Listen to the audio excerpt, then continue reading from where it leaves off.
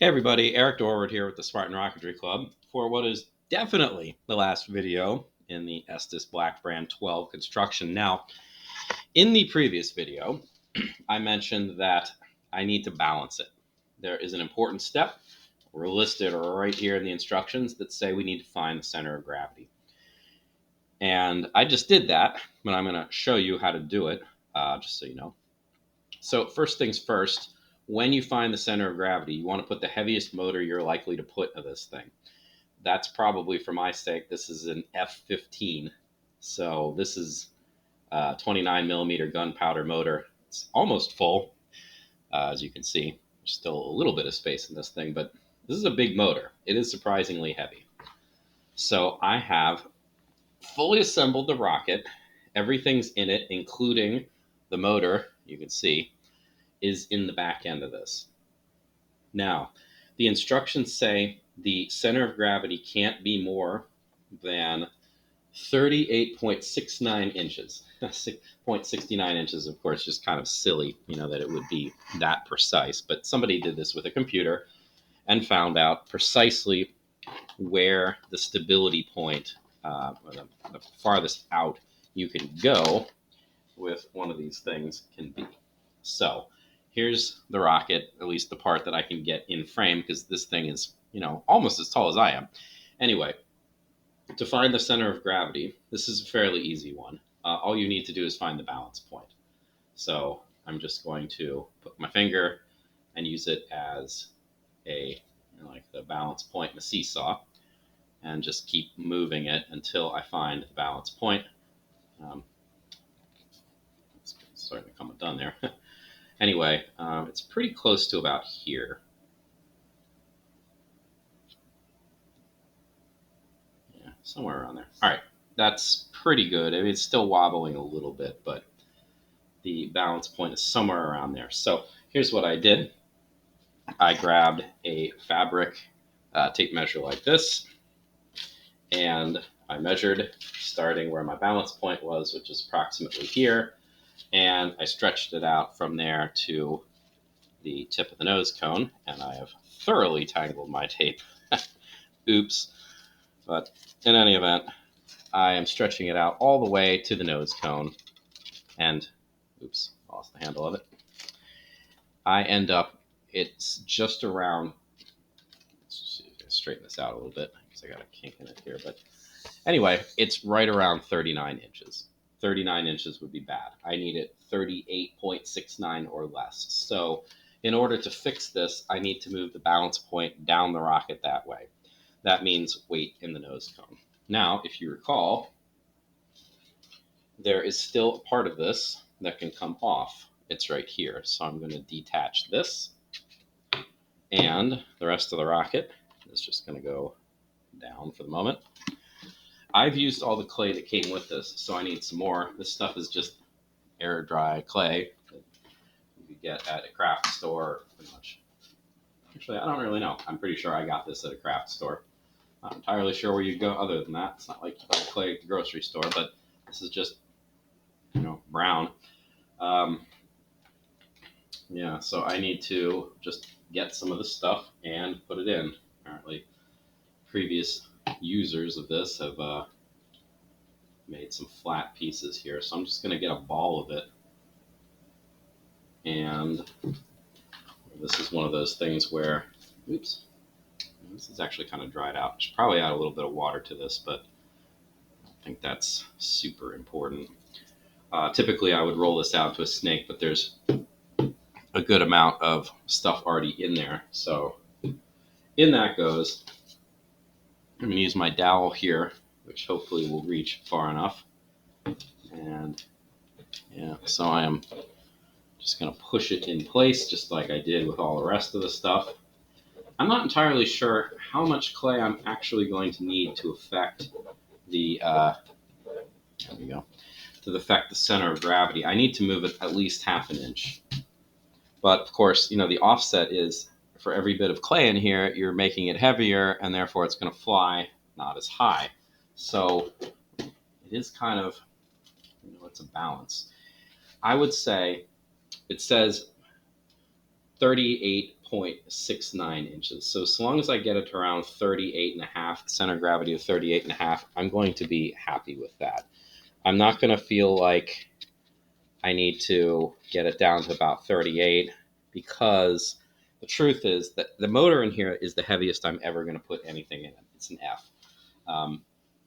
I would probably be more likely to use a composite motor, which I expect would actually be lighter. And I'm not going to put like a G composite motor in this, even though it could probably handle it, because I don't know, if I put a G in this, the likelihood of me getting it back I think is pretty low. So anyway, I'm going to go with 38.5 inches for a balance point. So let's find the new balance point. It seems to have shifted up a reasonable amount. Okay. That's pretty close. We'll say that this is the new balance point. All right. So again, grab my measuring tape. Now let's see how much that affected it. That pushed the center of gravity a little bit, but frankly not very much. So I'm probably going to have to put at least double the amount that I put in last time in order to get the center of gravity moved properly. Again, I'm not going to go completely wild here. I'm not going to, get it down to 38, because the likelihood that I really fly it on Fs isn't that high. Because according to this, if you put an F in this, this will clear 1,000 feet easy. And that's high. I mean, I have a chute release, which I don't generally use, which could probably make this workable, but I just don't fly things that high. So I think flying this on an E is probably about as high as it's ever really going to get. But still, I want to at least get within the instructions tolerances for safety. So anyway, again, ramming the clay down. This is going to be kind of a trial and error thing. If you don't want it to be a trial and error thing, then you might consider learning how to calculate how a rocket, what the stability factors are. And for a rocket like this, or pretty much every one, what you're looking for is the interplay between the center of pressure, which is, once you build the rocket, it's pretty static. It's based on the fins and the transitions and things like that. And you can learn how to calculate it by hand, or at least approximate that calculation if you want to. Or, what most people do, is go out and get some software and trust that the software is going to calculate it with sufficient accuracy for you. All right. Ooh.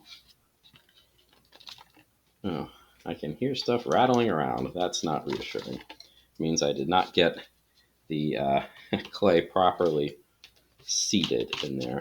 That's kind of a problem. Oh, yeah. Well, I see what got loose. It's a square piece that apparently I did not properly tamp down in there. If it's rattling around in there, it's not doing its job.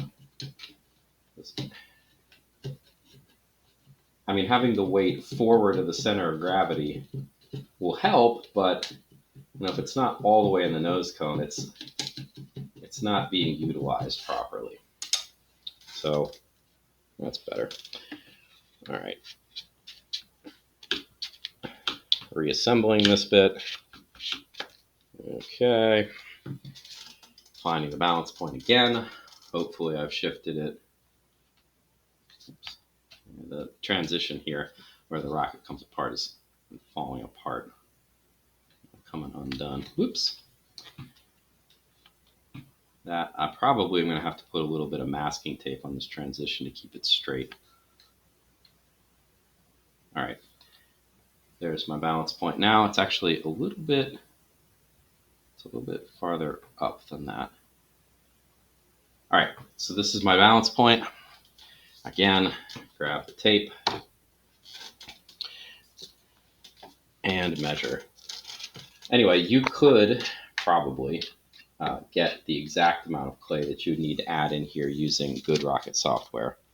But we're not going to get bent out of shape about that. All right, so now I actually moved, yeah, wow, I put enough clay in there to move it to 37 inches. That's more than I need. But that being said, I'm cutting into my altitude by having that extra clay, but I'm making it more stable, and I can live with that. It's going to be a royal pain to go fishing that clay out, so I am not going to worry about that. Also, I'm not 100% that my center of gravity, my balance point, is exactly where I have the tape, so we'll say this is good enough. Anyway, the final thing I need to do then is I need to put glue. And this thing is so big, it's unwieldy. I need to put glue right here to attach these two. Again, the instructions say epoxy. I'm going to use crazy glue instead. I'm going to put it on the inside of the cardboard part, and I want these two bits right here, the little wooden parts that we attached, I want them in line with each other.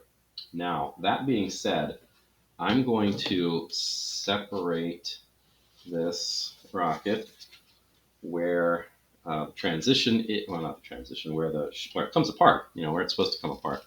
So that way, this is a lot more manageable. Because I really, it's heavy enough as it is, and this isn't terribly easy. Here's hoping that my crazy glue. I have a feeling that I'm gonna have to clear up the hole again with my paper clip. Seems to be like a lifespan in these crazy glue bottles, where once you get past it every single time, you need to punch a hole in things. All right, so crazy glue, again, I'm going to put it in fairly far, so that way I can kind of like line everything up before I ram it home. And again, I am going to, this has to be quick, and I want the little wood parts to be in line, so they look pretty good. Oops. And on we go. All right, that looks, yeah, that looks pretty good. They are not perfect, but they are awfully close, and I would call that good enough.